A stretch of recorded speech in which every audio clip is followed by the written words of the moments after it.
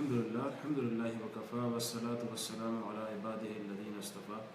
خصوصاً علی افضلهم وخاتم النبیین محمد الامین وعلی آلہ واصحابہ اجمعین اما بعد فاعوذ باللہ من الشیطان الرجیم بسم اللہ الرحمن الرحیم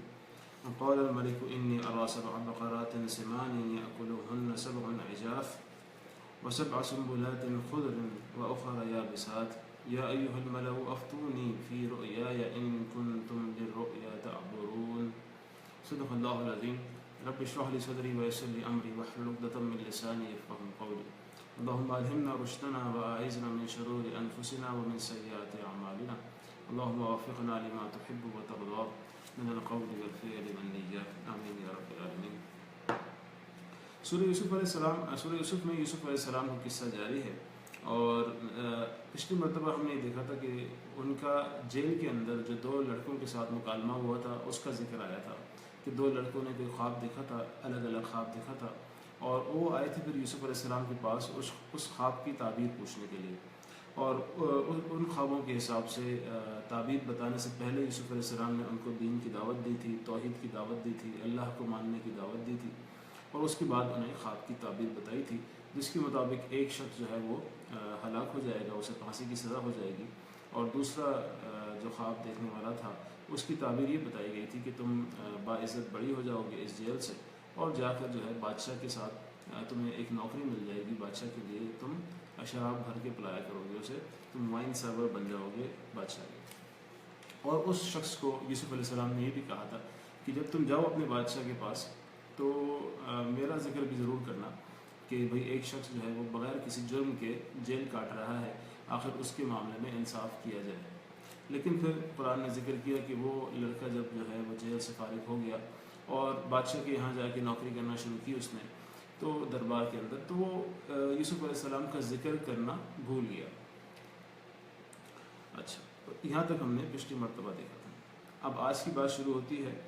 آیت نمبر 43 سے۔ فرماتے ہیں وَقَالَ الْمَلِكُ إِنِّي أَرَىٰ سَبْعَ بَقَرَاتٍ سِمَانٍ يَأْكُلُهُنَّ سَبْعٌ عِجَافٌ۔ اب ہوا یہ کہ بادشاہ نے ایک خواب دیکھا،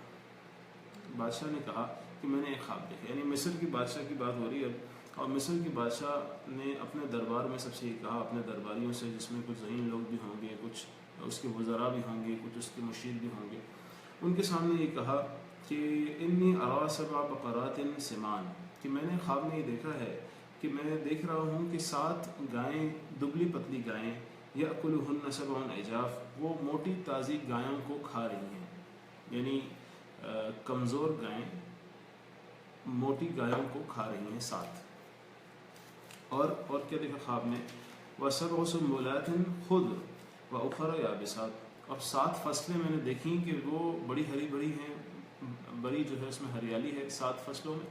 اور باقی 7 میں نے دیکھی کہ جو بہت ہی روکھی پھیکی جو ہیں وہ فصلیں ہیں، بہت ہی خراب فصلیں ہیں،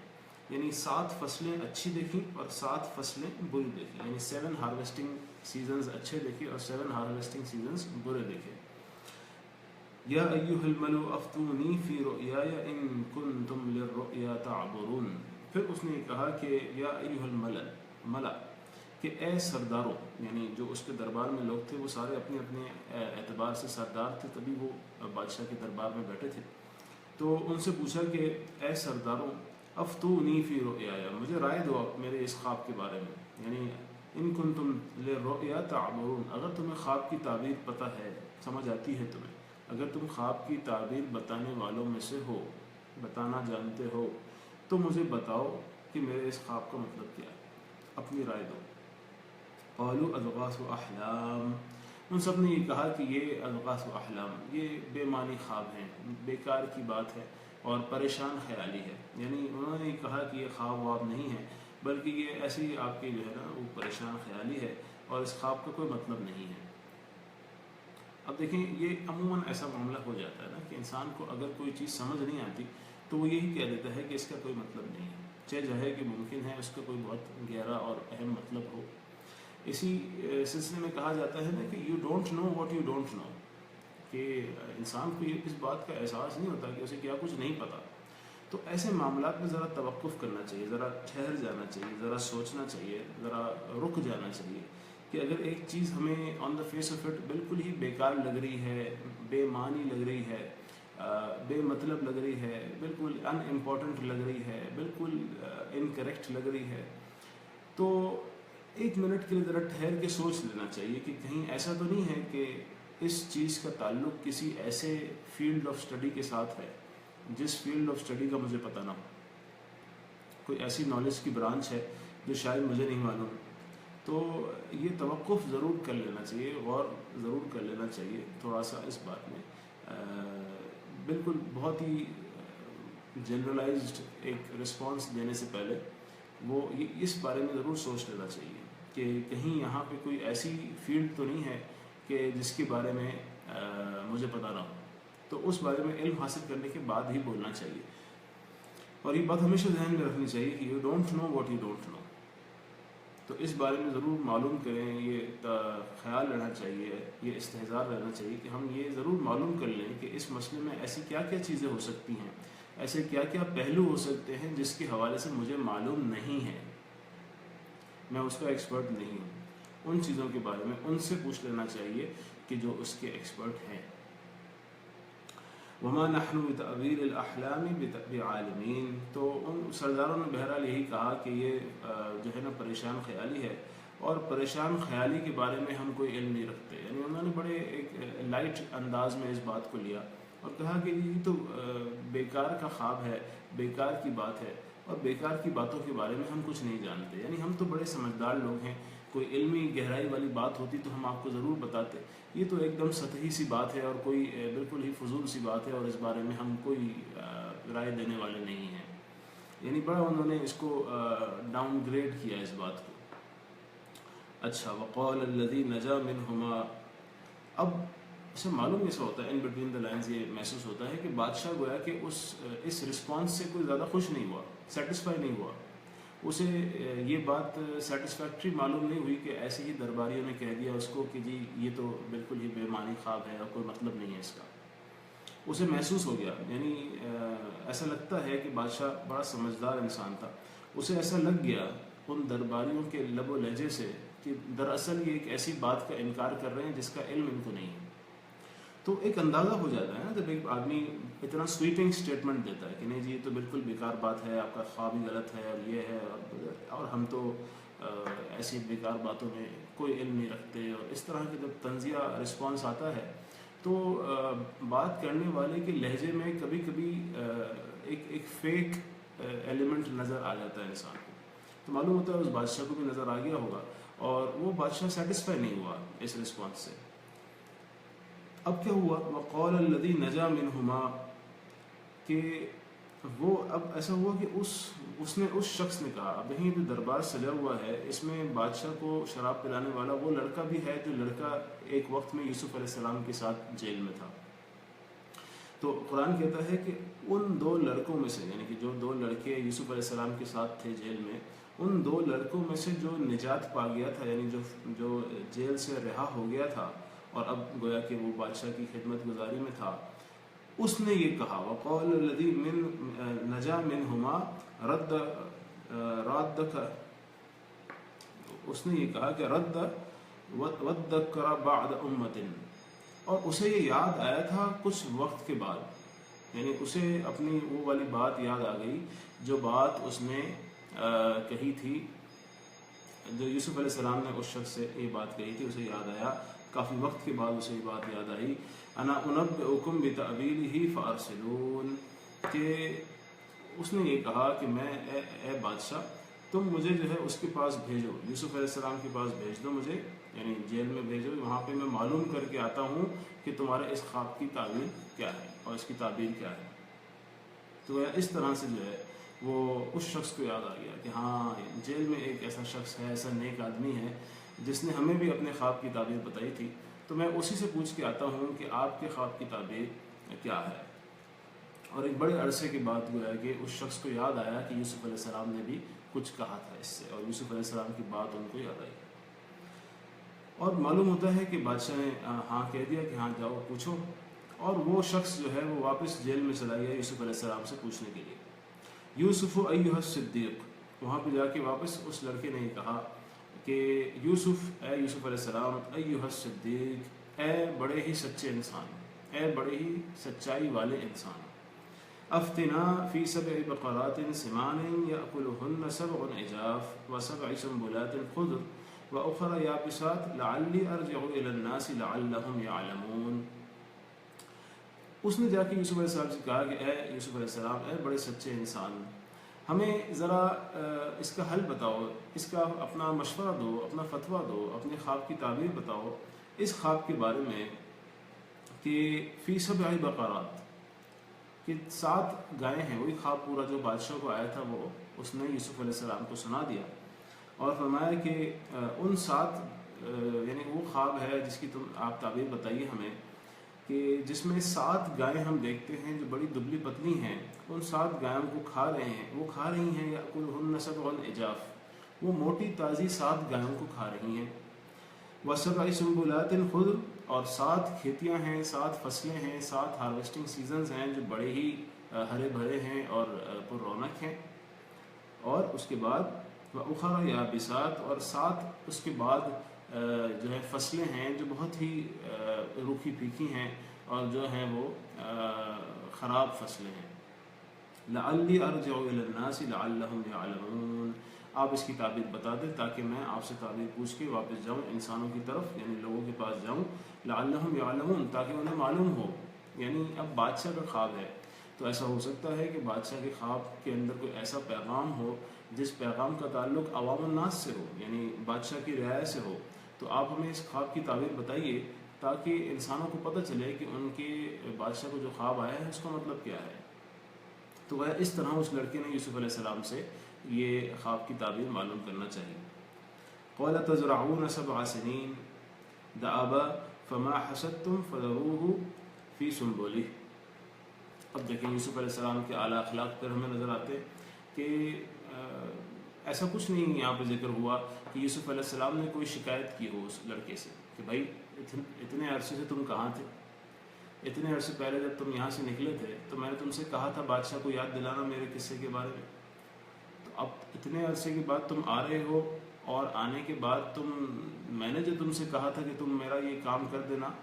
وہ کام تو تم اس کا تو ذکر ہی نہیں کر رہے ہو، الٹا مجھ سے ہی کچھ اور پوچھنے کے لیے آئے ہو، کچھ اور معلوم کرنے کے لیے آئے ہو، مجھ سے اپنا کام کروانے کے لیے آئے ہو۔ یعنی ایک انسان کے ذہن میں آتا ہے کہ ایک شخص کو برا لگ سکتا ہے اس بات پہ کہ جی میں نے آپ کو ایک کام کہا تھا، اتنا عرصہ ہو گیا، وہ تو آپ نے نہیں کیا، اب آپ آئے بھی ہیں میرے پاس ملاقات کرنے تو صرف اس لیے کہ اپنا آپ کا کوئی کام پھنسا ہوا ہے میرے پاس۔ تو یہ خیال آتا ہے انسان کے ذہن میں، لیکن یوسف علیہ السلام نے ایسا نہیں کہا۔ یوسف علیہ السلام نے فوراً سے خواب کی تعبیر بتا دی کہ اچھا بھائی ٹھیک ہے، یہ خواب ہے تو اس کا یہ مطلب ہے۔ کیا مطلب ہے؟ قال تزرعون 7 سنین دأبا، فرمایا کہ تم لوگ یعنی کہ تم سب یعنی کہ جس بادشاہ کی رعایا کے اندر یہ معاملہ ہوگا کہ تزرعون 7 سنین، کہ تم خوب کھیتی باڑی کرو گے 7 سالوں تک، یعنی 7 سالوں تک تمہاری ہارویسٹ بڑی اچھی آئے گی، تمہاری فصلیں جو ہیں بڑی اچھی چلیں گی، دأبا خوب جو ہے جم کے تم کھیتی باڑی کرو گے۔ فما حصدتم فذروه فی سنبلہ الا قلیلا مما تأکلون، تو اب ایسا کرنا کہ جب ان 7 سالوں میں بڑی خوشحالی ہو اور اچھی فصل آئے تو تم جو ہے جو کچھ تم کاشتکاری کرو اس کے اندر سے تم سارے کا سارا دانہ جو ہے وہ نہیں نکال لینا، ساری کی ساری جو اس کی پروڈیوس ہے وہ ہارویسٹ نہیں کر لینا، بلکہ صرف اتنی ہی ہارویسٹ کرنا جتنی تمہیں ضرورت ہو،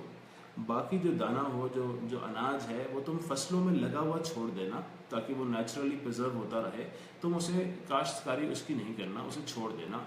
صرف اتنا اس میں سے ہارویسٹ کرنا جو تمہاری کرنٹ ضرورت کا ہو، جمع نہیں کرنا، جمع کرنے کے بجائے انہی کھیتوں میں اس کو لگے رہنے دینا، فصل کے اندر ہی جو کھانے کی ضرورت ہو روز یعنی اس کرنٹ پیریڈ کی وہ اس میں پوری کر لینا بس۔ اب دیکھیں خواب کی تعبیر کے ساتھ ساتھ اسٹریٹجی بھی بتا رہے ہیں یوسف علیہ السلام کہ ایسا ہونے جا رہا ہے کہ 7 سال بہت اچھی ہارویسٹ آئے گی، تو اس اچھی ہارویسٹ میں لالچ کے اندر جو ہے نا بہت سارا کچھ جمع نہیں کر لینا اپنے گوداموں میں، بلکہ وہیں رہنے دینا، اس اناج کے دانے کو فصل میں ہی لگا رہنے دینا اور صرف اتنی کاشتکاری کرنا، اتنا اس کو کاشت کرنا، اتنا اس کو ہارویسٹ کرنا جتنی کہ تمہیں ضرورت ہو اس وقت کے لیے۔ ثم یأتی من بعد ذلك 7 شداد، اس کے بعد آئیں گے تمہارے اوپر 7 سال بڑے شدید آئیں گے، یعنی پھر جو ہے وہ 7 سال تک فصلیں اچھی نہیں ہوں گی، موسم اچھا نہیں ہوگا، سازگار نہیں ہوگا، کھیتی باڑی صحیح طریقے سے نہیں ہو پائے گی۔ یأکلن ما قدمتم لہن، اور وہ جو بعد والے 7 سخت اور مشکل سال ہوں گے وہ سارا تمہارا اناج کھا لیں گے جو تم نے پہلے 7 سالوں میں بچایا ہوگا۔ یعنی جو پہلے 7 سالوں میں میں نے تمہیں مشورہ دیا کہ تم اس طرح بچا لو، تو یہ اگلے 7 سالوں میں تمہیں وہ والی جو بچت ہے، وہ جو تم نے جمع کر کے رکھا ہوگا فصلوں کے اندر ہی، وہ تمہیں کام آئے گا۔ الا قلیلا مما تحسنون، تو یعنی جو اگلے سخت 7 سال ہیں وہ پہلے کے 7 جو اچھے سال تھے ان کی ساری فصل یوٹیلائز کروا دیں گے تم سے، اور تم واپس نیٹ بیلنس 0 پہ آ جاؤ گے۔ الا قلیلا مما تحسنون، سوائے تھوڑے سے کہ جو تم نے بچا لیا ہوگا، تھوڑا بہت تم پھر بھی پلس میں ہی رہو گے، پازیٹیو میں ہی تمہاری ان 14 سالوں کی کلوزنگ آئے گی گویا کہ۔ ثم یأتی من بعد ذلك عام فیہ یغاث الناس وفیہ یعصرون، اور اس کے بعد پھر ایک ایسا سال آئے گا، یعنی یہ 7 سال اچھائی یعنی بڑے اچھی فصل کے، 7 سال ذرا سخت اور جو ہے خراب فصلوں کے، اور پھر ایک سال آئے گا جو گویا کہ آج سے اس وقت سے 15واں سال ہوگا، وہ ایک ایسا سال آئے گا فیہ یغاث الناس، اس میں جو ہے انسان بڑے جو ہے وہ اس میں کھیتی باڑی کریں گے اور اپنی راحت پائیں گے۔ وفیہ یعصرون، اور اس میں جو ہے وہ خوب گویا کہ یعصرون سے مراد ہے کہ خوب وہ اپنا نچوڑیں گے، اور بہت سارے جو ہے نا ان کو سارے بینیفٹس حاصل ہوں گے، اور وہ خوب پھل ایسا آئے گا اور فصل ایسی آئے گی کہ اس کو خوب وصول کریں گے۔ تو یہ گویا کہ پورے خواب کی تعبیر جو ہے وہ بتا دی، اور نہ صرف یہ ہے کہ یوسف علیہ السلام نے خواب کی تعبیر بتا دی، بلکہ خواب کی تعبیر بتاتے بتاتے اسٹریٹجی بھی بتا دی کہ دیکھو اس خواب کے اندر پیغام ایسا ہے کہ اگلے 7 سال ایسے آنے والے ہیں، پھر 7 سال ایسے آنے والے ہیں، پھر 1 سال ایسے آنے والا ہے۔ اب اس کو مینیج کیسے کرنا ہے اکنامکلی، پوری کنٹری کی اکانومی کو کیسے چلانا ہے، کیونکہ وہ ایگری بیسڈ اکانومی ہے، اس کو کیسے چلانا ہے وہ بھی ساتھ میں جو ہے وہ بتا دیا۔ اور گویا کہ بالکل معلوم ہوتا ہے کہ بے لوس طریقے سے یہ سب بتا دیا، کوئی اس کا عوض نہیں چاہا، کوئی اس کے چارجز نہیں لیے اس مشورے کے، کوئی فیس چارج نہیں کی، کوئی بدلہ نہیں چاہا، بلکہ جو علم ان کے پاس تھا وہ بتا دیا۔ وقال الملک ائتونی بہ فلما جاءہ، اب کیا ہوا کہ جب بادشاہ کو یہ سارا خواب کی تعبیر پتہ چلی ہوگی، اس لڑکے نے جو آ کے بتائی ہوگی، تو بادشاہ بڑا متاثر ہوا ہوگا، محسوس ہوتا ہے۔ تو وقال ملک، تو پھر بادشاہ نے یہ کہا ائتونی بہ، کہ میرے پاس لے کر آؤ اس آدمی کو، یعنی یوسف علیہ السلام کے بارے میں یہ کہا کہ یوسف علیہ السلام کو میرے پاس لے کر آؤ، یعنی معلوم ہوتا ہے بڑا متاثر ہوا ہوگا کہ بھئی ملو تو صحیح کہ اتنا ذہین آدمی جو ہے وہ جیل میں کیا کر رہا ہے۔ فلما جاءہ الرسول قال ارجع الى ربک، اب جب جو بادشاہ کا پیغامبر گویا کہ آیا جیل کے اندر یوسف علیہ السلام کو بلانے کے لیے، تو یوسف علیہ السلام نے جواب دیا قال ارجع، کہ واپس چلے جاؤ الى ربک، اپنے بادشاہ کے پاس واپس چلے جاؤ، میں نہیں آؤں گا تمہارے ساتھ۔ فاسألہ ما بال النسوة اللاتي قطعن ایدیہن، اور جا کے پوچھو اس سے، اس بادشاہ سے پوچھو جا کے پہلے، میں نہیں آ رہا تمہارے ساتھ، تم جاؤ اور اپنے بادشاہ سے پہلے یہ پوچھو کہ ان عورتوں کا کیا قصہ تھا جن عورتوں نے اپنے ہاتھ کاٹ لیے تھے۔ یعنی گویا کہ یوسف علیہ السلام نے یہ کہا کہ جاؤ پہلے ان عورتوں کا معاملہ کلیئر کراؤ جن کی وجہ سے میرے اوپر جھوٹا الزام لگا تھا اور میں بلا وجہ جیل کاٹ رہا ہوں، پہلے وہ مسئلہ طے کرو، پھر میں آؤں گا بادشاہ کے پاس۔ ان ربی بکیدہن علیم، اور یوسف علیہ السلام نے فرمایا کہ بلا شبہ میرا جو رب ہے وہ خوب جانتا ہے کہ ان عورتوں نے کیا میرے ساتھ فریب کیا تھا، ان عورتوں نے کیا میرے اوپر جھوٹا الزام لگایا تھا، میرے خلاف سازش کی تھی، وہ خوب جانتا ہے۔ تو گویا کہ یوسف علیہ السلام نے اپنی پہلے جو ہے نا وہ اپنے اوپر جو جھوٹا الزام لگا تھا اسے اس کے حوالے سے صفائی چاہیے کہ بھئی پہلے وہ کلیریفائی کرو،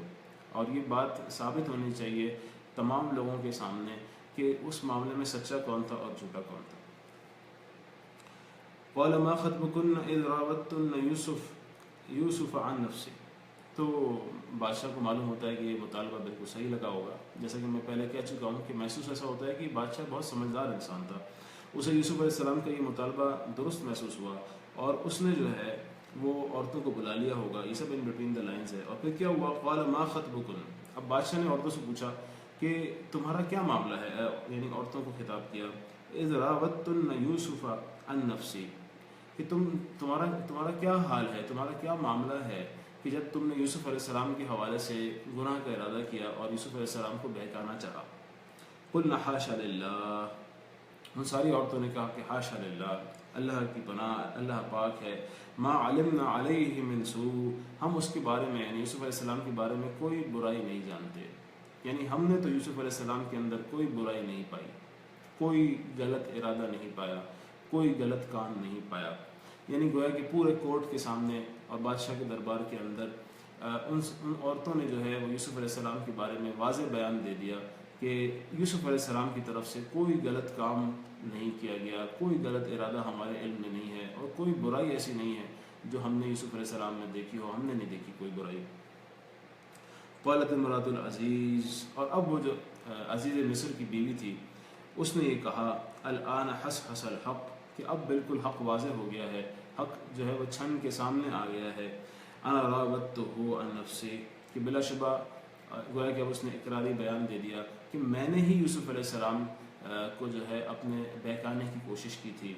وَإِنَّهُ لَمِنَ الصَّادِقِينَ، اور بلا شبہ وہ یعنی یوسف علیہ السلام بالکل سچوں میں سے تھا، وہ ہمیشہ سے سچ ہی کہتا رہا، اور میں نے ہی غلط الزام اس کے اوپر لگایا تھا، اور میں نے ہی جو ہے نا یہ گناہ کا ارادہ کیا تھا۔ تو گویا عزیز مصر کی بیوی نے پورے دربار کے سامنے کنفیس کر لیا، اور پورے یعنی مجمع کو یہ پتہ چل گیا، یہ کلیئر ہو گئی بات کہ یوسف علیہ السلام سچے تھے۔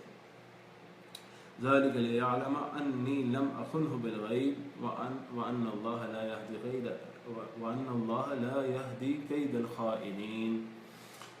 اب یہ جو آیت ہے اس کے بارے میں جو ہے وہ مختلف اقوال ہیں مفسرین کے۔ بعض لوگ یہ کہتے ہیں کہ یہ یوسف علیہ السلام کا قول ہے، اور بعض لوگ یہ کہتے ہیں کہ یہ وہ عزیز مصر کی بیوی کا ہی قول ہے۔ تو دونوں کو ہم دیکھ لیتے ہیں کہ کیا مطلب بنتا ہے ان کا۔ اگر یہ عزیز مصر کی بیوی ہی کی جو بات ہے، کنفیشن ہے، اس کا کنٹینویشن ہے، تو اس کا مطلب یہ بنے گا کہ ذَلِكَ لِيَعْلَمَ أَنِّي لَمْ أَخُنْهُ بِالْغَيْبِ،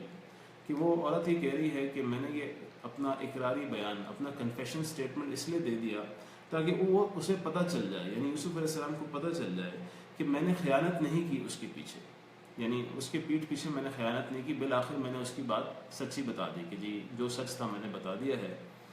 وَأَنَّ اللَّهَ لَا يَهْدِي كَيْدَ الْخَائِنِينَ، اور بلا شبہ اللہ جو ہے وہ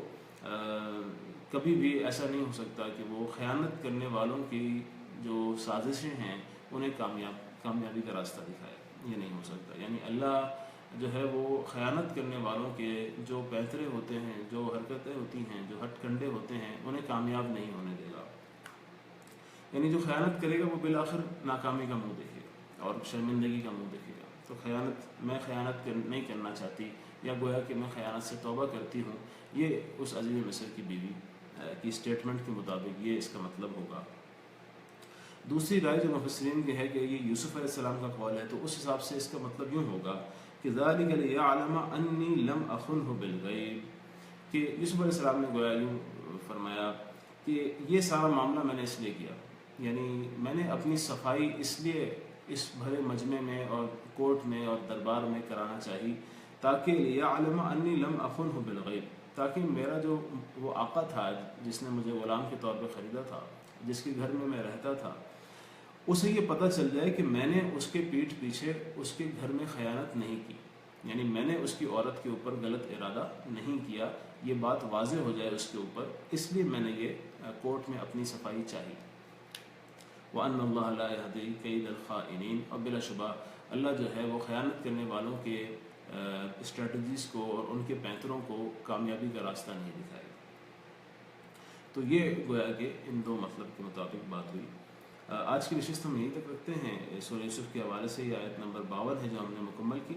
انشاءاللہ اگلی دفعہ یہیں سے ہم کنٹینیو کریں گے۔ ابھی کے لیے آپ کا کوئی سوال ہو تو آپ پوچھ سکتے ہیں۔